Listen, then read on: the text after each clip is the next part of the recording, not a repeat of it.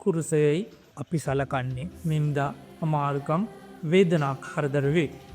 දෙසිස් වහන්සේ සිය ජීවිතය කුරුසේ පරිත්‍යාග කර මේ ආකල්පය වෙනස් කළ සේක. උන්වහන්සේ දුක්ඛසර ලෙස දෙස්සලාගෙන අපේ ජීවිතයට එන ආශිර්වාදගෙන අවදීන් ජීවත්වේ අපටින් සේක. ලෝයි කැමැත්තට අපගේ හදවත් ඉදියා විට අපේ ආශාවන් දෙවියන් වහන්සේගේ ස්තලස්නට පටහැන්වන විට අපට ජීවිතයේ කුරුස හමුයි. ඒ තුළින් මතුවන මමත්වය මැරීමට අවශ්‍ය ශක්තිය ජේසුස් වහන්සේගෙන් ඉල්ලා සිටිමු.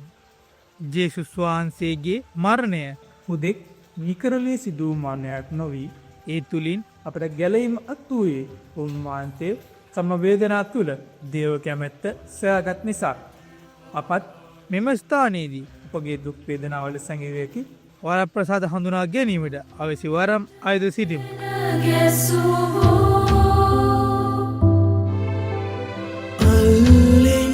Come